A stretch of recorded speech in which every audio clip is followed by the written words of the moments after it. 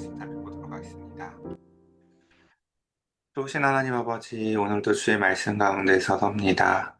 주님의 말씀을 한 자랑 한 자랑 우리가 꼭꼭 마음속에 새기고 씹어보고 상고하며 주의 말씀에 따라 살아가고 주의 말씀이 우리의 성품이 되어지길 원합니다.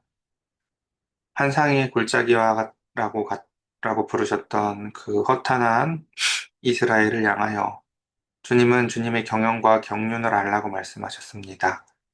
주님의 말씀을 하루하루 배워가며 하나님, 우리에게 있는 것이 허탄한 골짜기가 아니라 이제 더 이상 환상의 골짜기가 아니라 하나님의 비전과 꿈이 우리 가운데에서 새겨지게 하시고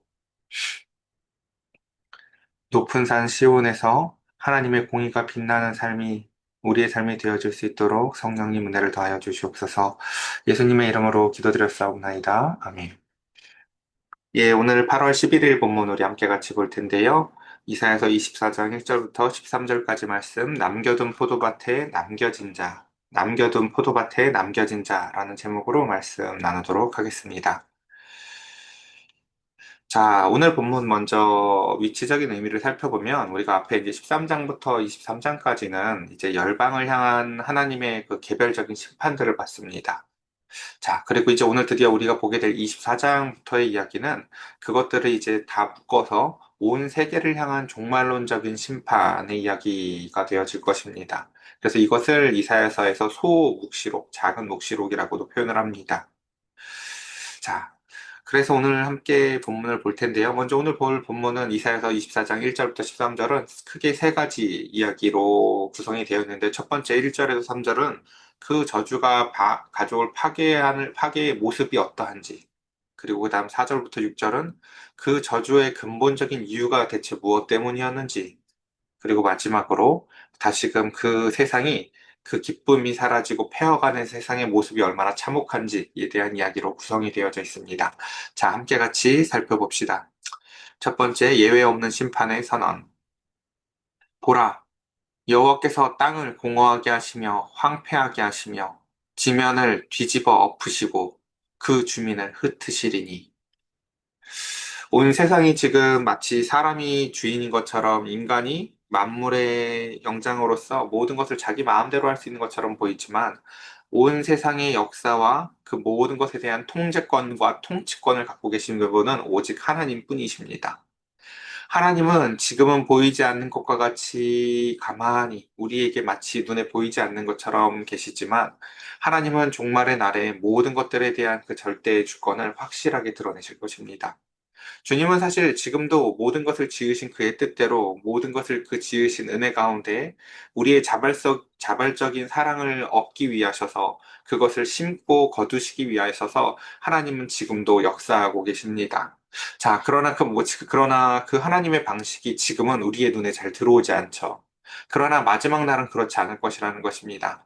이 땅이 공허하고 황폐하고 지면이 뒤엎어지고 그 주민들을 흩으신 하나님의 주권 가운데 그날에 보면 이럴 거라는 것입니다. 그 심판의 당일을 날을 생각해 보세요, 여러분. 2절. 백성과 제사장이 같아지고 종과 상전이 같고 여종과 여주인이 같고 사는 자와 파는 자가 같고 빌려주는 자와 빌리는 자가 같고 이자를 받는 자와 이자를 내는 자가 같을 거야. 우리가 살아가는 이 세상에선 이 구분이 굉장히 중요하죠. 누가 백성인지, 누가 주인인지, 누가 돈을 빌려준 자고 누가 채무자이고 누가 채권자인지 이 땅에서 우리가 살아가는 이 세상에선 이게 참 중요해 보였어요. 그러나 하나님이 하나님의 통치권을 행하실 그날에는 이 모든 것들이 아무 의미가 없어질 것입니다.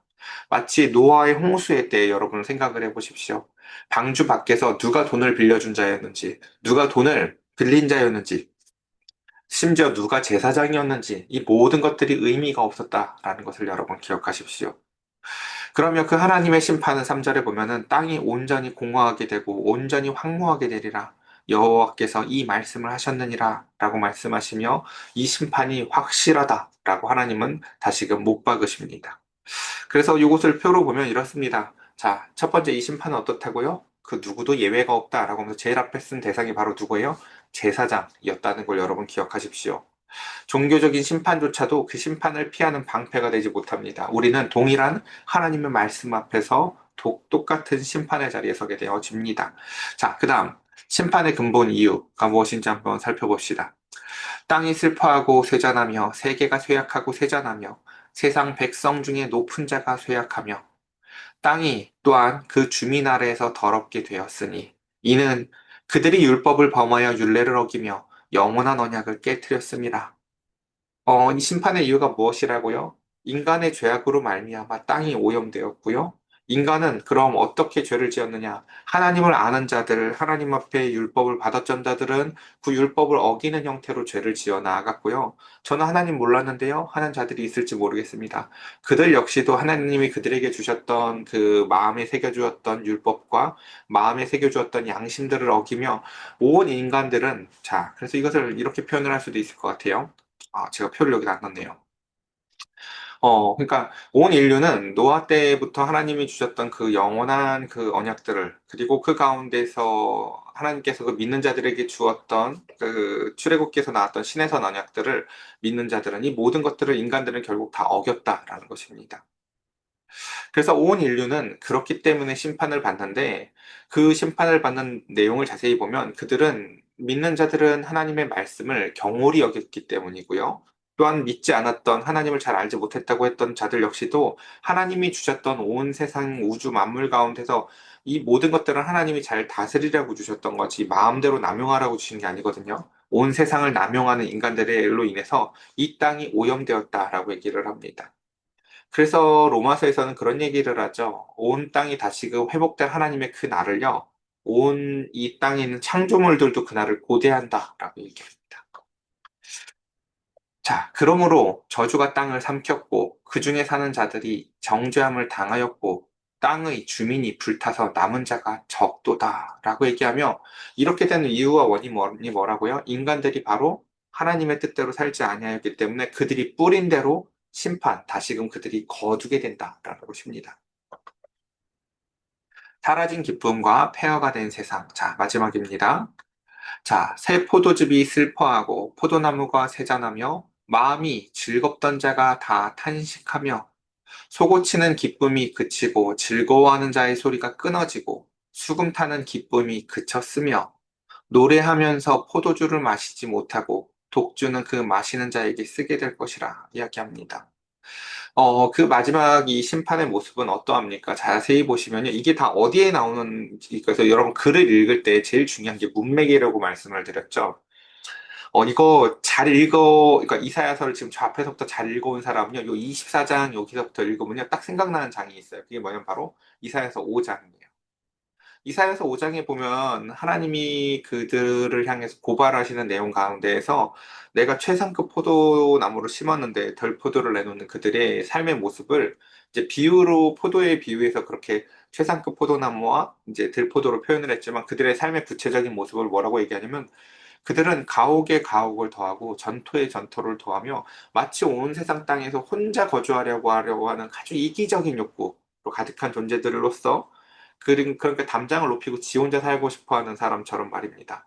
그리고 아침 일찍부터 일어나서 독주를 마시고 저녁까지 포도주에 취하여 있으며 하나님께는 관심을 두지도 않고 하나님은 보지도 않는 존재들로 이사야서 5장은 그들의 삶을 그리고 있습니다. 마지막 날은 이제 그렇게 하나님 없이도 즐겁게 사는 것 같이 온 세상이 지 것 같이 살아왔던 그 삶을 하나님은 다시금 이 모든 것들을 그래서 공의라고 표현하거든요. 그 공의를 행하지 않는 자들의 삶에 하나님은 다시금 그들의 삶에 저주라는 형태로 그들의 삶을 역전시켜 버리시는 이야기가 바로 이 이야기입니다. 더 이상 그 전혀까지 취하였던 그 포도즙이 이제는 달지 않아요. 포도나무가 쇠잔하여져서 이제 포도즙을 마실 수가 없어요. 그리고 마음이 즐겁던 자가 다 탄식하며 하나님이 은혜로 주셨던 마음의 즐거움들이 그래도 있거든요, 여러분. 하나님은요, 하나님을 믿지 않는 자들에게도요, 온 땅에 비를 내려주세요. 그렇게 사랑이 많으신 하나님이신데, 그러기에 하나님을 찾지 않는 자들에게도 그래도 마음의 즐거움이 있었는데, 마지막 심판의 날에는요, 하나님은요, 그 모든 것을 거두십니다.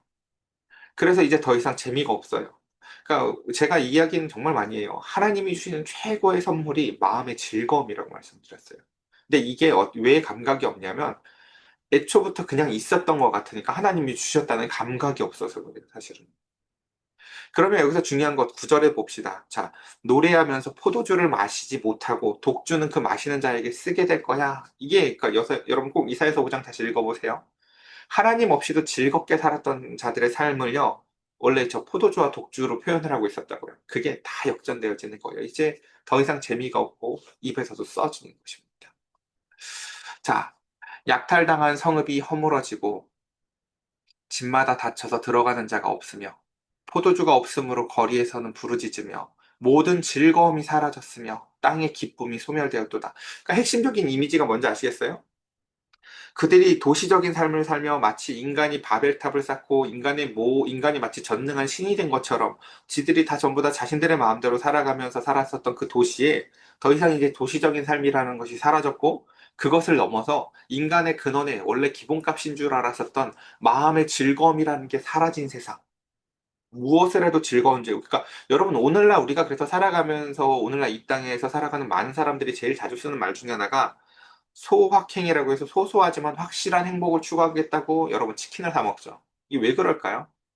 하나님이 마음의 즐거움을 주시는 그 하나님이 이 땅 가운데에서 이젠 더 이상 사람들이 하나님을 통해서 마음의 즐거움과 기쁨의 원천이 되시는 하나님을 바라보지 않자 점점 이 땅은 점점 모든 것들이 삶이 풍요로워지지만 마음의 즐거움이 사라져가고 있는 것이에요.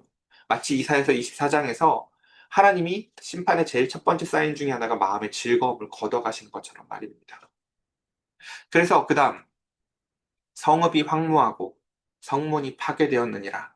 세계 민족 중에 이러한 일이 있으리니 곧 감람나무를 흔든 같고 포도를 거둔 후에 그 남은 것을 주움과 같을 것이라 라고 얘기하며 그 심판이 얼마나 엄혹할지를 얘기하면서도 동시에 이게 하나님의 성품이신데 13절에 보면은 하나님은 그 저주를 이야기하시는 것 같지만 자세히 살펴보면 그 속에 소망을 남겨두십니다. 어떨 거라고 얘기를 해요? 그 심판이 아주 강력할 건데 감람나무를 막 흔들어요. 그래서 온 그 공의를 행하지 않고 하나님 없이 살아가며 마음의 즐거움을 누렸던 자들의 삶이 다 처박아요. 저 땅바닥으로요. 다 마치 땅에 떨어져서 못 먹게 되는 감 열매들처럼 그들의 삶이 다 터져버려요. 근데 놀랍게도 거기에 남아있는 감들이 있는 것처럼 남은 그 어쨌든 남아있는 열매들처럼 아주 소수의 남은 자들이 생길 거라는 것이에요. 그리고 또 포도를 거둔 다음에 그 남은 것을 주음과 같을 것처럼 아주 적은 수가 남을 거라는 거죠. 여러분, 여기서 우리는 기억해야 될 것은 무엇이냐면 하나님은 그렇게 일부러 남겨두시는 분이시라는 거예요. 우리가 이번에 수련회 가서 그걸 배웠어요, 여러분. 이사야서 6장에서 하나님이 거룩하다, 거룩하다, 거룩하다 라고 얘기를 하면 만군의 여호와여 라면서 하나님의 거룩함을 이사야에게 보여주셨지만 그건 하나님의 성품으로만 존재하는 것이 아니라 이미 아주 오래전에 하나님이 레위기에서 모세를 그리고 저 출애굽기에서도 마찬가지고 모세와 그 백성들을 부르셔서 그쵸 출애굽기 19장 출애굽기와 또한 레위기에서도 그들을 부르셔서 이렇게 얘기하셔 내가 거룩하기 때문에 너희도 거룩하라 라고 얘기하며 그들에게 거룩한 삶을 요구하신다고요. 아 그게 거룩이라는 게 단순히 하나님의 성품으로만이 아니라 우리에게도 임할 수 있는 것이구나 라고 얘기하며 그럼 대체 어떤 게 거룩한 삶인가 라고 얘기하면 쭉 얘기를 하는 나열하는 것들이 보면은 다 우리가 그 가운데서 봤던 게 바로 그런 거죠. 너희는 밭을 거둘 때 모퉁이를 다 거두지 말래요. 이런 게 거룩이라고 얘기를 했던. 그러니까 그래서 어떤 사람은 하나님을 믿기 때문에 모퉁이의 것을 내 것이 아니야라고 하면서 하나님을 의지하는 마음으로 그것을 기쁘게 남겨놔요. 그럼 어떤 사람은 그것을 바라보면서 그 남겨둔 사람이 아니라 그 너머에 있는 그 남겨둔 사람 너머에 있는 하나님의 은혜구나라고 하면 그것을 먹으면서 하나님의 공의의 은혜를 맛본다고요. 사랑의 형태로. 여러분 잘 보세요. 지금 이 마지막 날에 남겨진 자가 어떤 사람이라고 얘기를 했습니까? 공의를 행하는 사람이 남겨지는 건데 이 공의를 행하는 사람이 남겨지는 모습은 자기가 공의를 행했던 모습이랑 굉장히 닮아 있어요. 내가 포도밭을 남겨놨더니 하나님이 나를 남겨두세요. 여러분 그렇기 때문에 공의를 행하는 것은요 해도 되고 안 해도 되는 모습이 아니에요. 말씀을 정리를 해보겠습니다. 그렇게 우리는 오늘 이 24장 이사야서 24장에서 보면은 이 땅에 임할 심판의 날에 그 역전되는 저주의 모습을 봤습니다. 땅이 신음하게 되는 그 모든 근원이 인간이 영원한 언약을 깨뜨렸기 때문이라는 것을 봤습니다. 그러나 하나님은 사랑이 많으셔서 이 땅에 사람의 몸을 입고 오셔서 갈라디아서 3장 13절에 이렇게 얘기하시죠. 그리스도께서 우리를 위하여 저주를 받은 바 되셨다. 율법의 저주에서 그래서 우리를 속량하셨다. 우리가 지키지 않고 버려서 심판의 근원이 되었던 그 저주를 주님께서 대신 받으십니다. 그러며 그 가운데서 이사야서 24장이 선언한 온 땅을 향한 저주를 십자가에서 그리스도께서 대신 짊어지십니다. 그리고 우리를 향해서 손을 내미시면서 이제는 너 스스로 땅에 박혀서 포도나무 열매를 맺는 공의의 열매를 맺는 방식의 농사법이 아니라 나의 안에 거하라고 말씀하십니다. 내 안에 거해서. 여러분, 예수님 믿으면 그럼 공의를 행하지 않아도 되는 건가요? 여러분, 그렇지 않아요. 오해를 하지 않았으면 좋겠어요. 구약은 공의를 행해야 구원을 받고 신약은 예수님만 믿으면 되는 건가? 그렇게 아니에요, 여러분. 예수님이 이 땅에 오셔서 포도나무로 심겨주신 이유는요, 우리가 공의의 열매를 맺도록 해주시기 위해서예요. 그 역시도. 예. 그래서 그다음 마지막 또 로마서 말씀도 똑같죠. 아까 말씀드렸던 것처럼 피조물도 썩어짐의 종노릇한 데에서 해방이 되어서 하나님의 자녀들의 영광의 자유에 이르는 것이라라고 하며 만물도 그날을 소망하고 있다. 그래서 저주받은 땅의 이야기는 그리스도 안에서 회복되어지는 새 창조의 이야기로 반드시 이어지게 되어집니다. 오늘 우리가 본 이 말씀들을 여러분 생각하시면서 적용할 점을 크게 네 가지로 정리해 보았습니다. 첫 번째, 여러분, 그 심판의 날은 노아의 홍수의 때의 모습을 담고 있었습니다. 그날의 우리의 안전은요, 우리의 지위나 우리의 스펙이나 우리의 학력이나 우리가 쌓아놓은 어떠한 물질적인 것들이 우리를 안전하게 해주지 못합니다. 오직 공의로 순종하였던 자만이 하나님은 그것을 우리의 안전자산으로 취급해 주십니다. 두 번째, 우리의 죄는 나만이 아니라 우리의 삶의 자리, 그리고 우리의 이웃들을 함께 같이 오염시키고 그것을 이사야서 24장은 땅이라고 표현을 합니다. 그리고 그래서 우리 교회 이번에 청소할 때도 말씀드렸죠.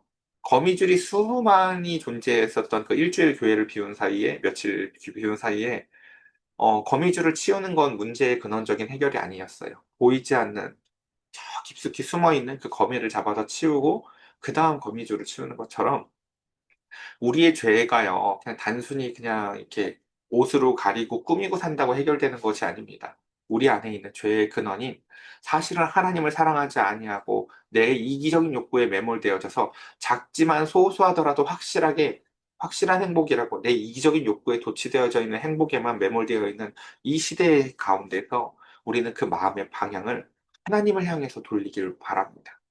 마지막 세 번째 봅시다. 하나님이 없는 기쁨은 여러분 결국은 침묵으로 끝나게 됩니다. 하나님 없이도 포도주가 맛있는 시간이 있습니다. 하나님이 없어도 아침부터 독주를 먹어도 괜찮은 날이 있습니다. 그러나 심판의 날에 하나님은 그 모든 것들을 이제 서서히 마음의 즐거움들을 다 회수해 나가실 것입니다. 마지막. 그럼에도 불구하고 폐허 속에 은혜의 여백을 주님은 남겨두시며 공의를 행한 자에게 하나님은 공의를 행하십니다. 저와 여러분들의 삶 가운데 그리스도의 십자가의 은혜를 든든히 붙잡으면서 그 가운데 이 공의의 삶이 우리가 말씀에 순종함으로 말미암아 그 공의를 행함으로 말미암아 하나님께서도 우리의 삶에 공의를 베풀어 주실 그 하나님의 심판을 바라보며 그렇기 때문에 그 심판이 참으로 두려운 모습으로 가득하죠. 그러나 그 가운데서 그 너머에 하나님의 사랑이 있다라는 것을 우리가 함께 같이 담지하는 저와 여러분들 되시기를 간절히 축복합니다. 우리 이 시간 함께 같이 기도합시다.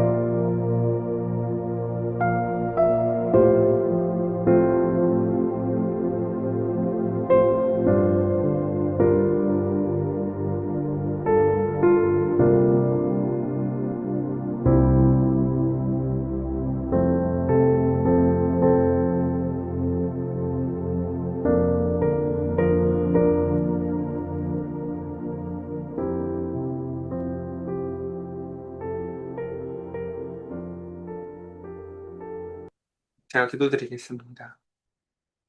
하나님, 날마다 온 세상은 도시 가운데 자기의 욕구에만 빠져 온 세상이 점점 폐허처럼 보이는 세상의 한복판에 서 있습니다.